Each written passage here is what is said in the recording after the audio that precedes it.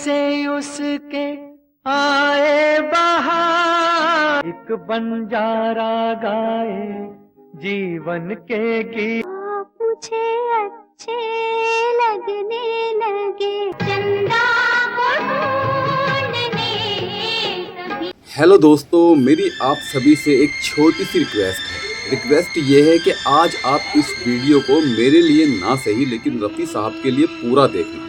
मैं इस वीडियो में आपको ऐसी जानकारी दूंगा जो शायद आपको इससे पहले किसी ने नहीं दी होगी। तो प्लीज़ रफ़ी साहब के लिए एक लाइक और एक छोटा सा कमेंट तो कर ही सकते हैं आप जो रफ़ी साहब के फैन हैं। तो शुरू करते हैं बिना देरी किए इस वीडियो को। मेरे दोस्तों, मैं आज आपसे रफ़ी साहब की उस फिल्म के बारे में बात कर रहा हूँ जिस फिल्म के संगीत को उस साल बेस्ट फिल्म फेयर संगीत का अवार्ड मिला था और इस अवार्ड को जीता था लक्ष्मीकांत प्यारेलाल ने। इस फिल्म में रफ़ी साहब ने 6 गाने गाए थे और 6 के 6 सुपरहिट रहे थे। रफ़ी साहब का गाया हुआ सबसे ज़्यादा हिट गाना है आने से उसके आए बहार, जाने से उसके जाए बहार। और दूसरा गाना रफ़ी साहब ने गाया था एक बंजारा गाए जीवन के गीत सुनाए, हम सब जीने वालों को जीने की राह बताए। इसके अलावा एक गाना था चंदा को ढूंढने सभी तारे निकल पड़े। और मैं समझता हूँ उस साल इन गानों के लिए रफ़ी साहब को बेस्ट मेल सिंगर का अवार्ड मिलना चाहिए था लेकिन नहीं मिला। इसी फिल्म के एक गाने के लिए लता मंगेशकर जी को फिल्म फेयर अवार्ड से नवाजा गया और वो गाना था आप मुझे अच्छे लगने लगे। और इस जगह पर मैं समझता हूँ रफ़ी साहब को अनदेखा किया गया क्योंकि रफ़ी साहब के गाने लता जी से बहुत ही ज़्यादा अच्छे हैं, उनके बोल भी बहुत अच्छे हैं, रफ़ी साहब ने उन्हें गाया भी बहुत अच्छी तरह से है।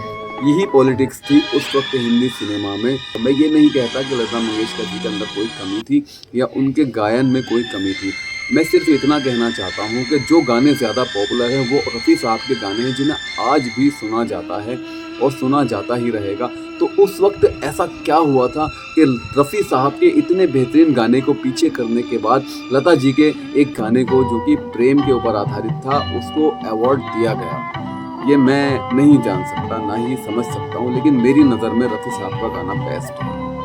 आपकी नज़र क्या कहती है आप कमेंट बॉक्स में ज़रूर बताइएगा। दोस्तों, मैं बात कर रहा हूँ फिल्म जीने के राह की जो कि 25 अप्रैल 1969 को रिलीज़ हुई थी और इसका संगीत दिया था लक्ष्मीकांत प्यारेलाल ने, इसका निर्देशन किया था एल.वी. प्रसाद ने और इस फिल्म की कहानी लिखी थी मुखराज शर्मा ने। और ये फिल्म आधारित थी एक उपन्यास के ऊपर और इस फिल्म की कहानी भी बड़ी ही रोचक है मेरे दोस्तों।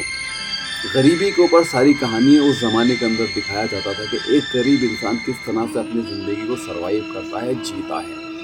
और जितेंद्र ने इस फिल्म के अंदर कमाल कर दिया था। जितेंद्र के अलावा संजीव कुमार साहब की एक्टिंग देखने लायक थी। इनके अलावा तनुजा ने फिल्म में कमाल कर दिया था। कोई कमी नहीं छोड़ी किसी भी कलाकार ने। डायरेक्टर ने बहुत ही अच्छी तरह से डायरेक्ट किए थे सारे सीन। आज भी आप अगर इस फिल्म को देखेंगे तो आपकी आंखों में आंसू निकल आएंगे। लेकिन मुझे बहुत दुख होता है कि इस फिल्म में रफ़ी साहब को अवार्ड नहीं मिला।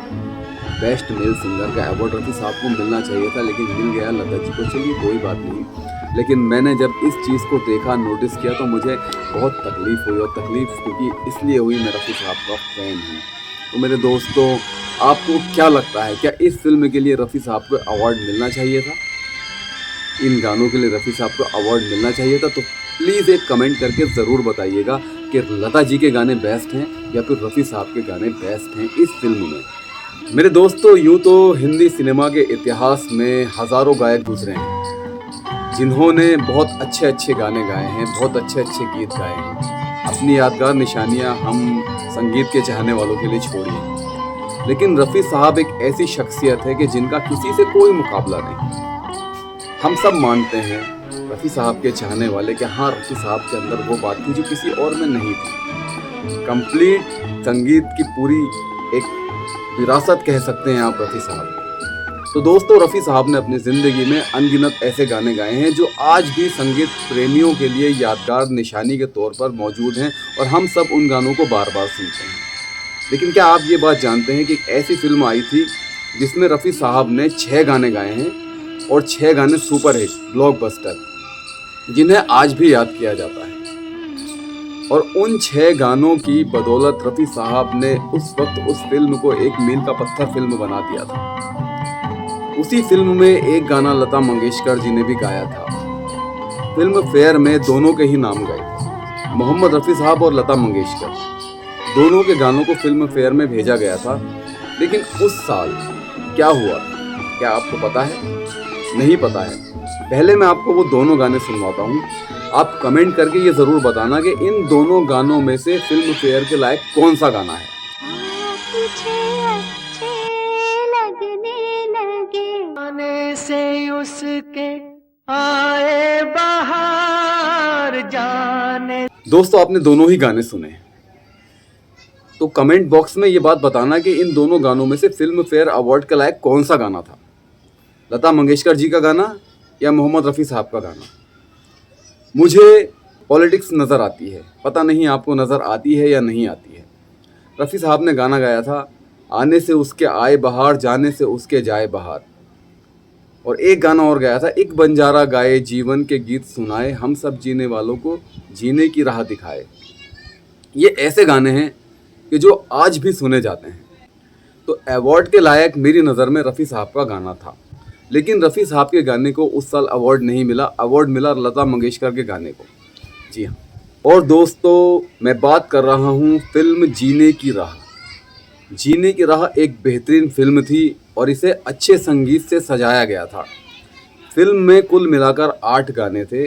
8 गानों में से 6 गाने मोहम्मद रफ़ी साहब ने गाए हैं, 2 गाने लता मंगेशकर ने, एक गाना ऐसा है जिसे आशा जी ने और उषा जी ने और हेमलता जी ने गाया है। और इस गाने के बोल हैं, चंदा को ढूंढने सभी तारे निकल पड़े। इन सारे गानों में मोहम्मद रफ़ी साहब का गाना आने से उसके आए बहार एक ब्लॉकबस्टर गाना है जिसे आज भी सुना जाता है।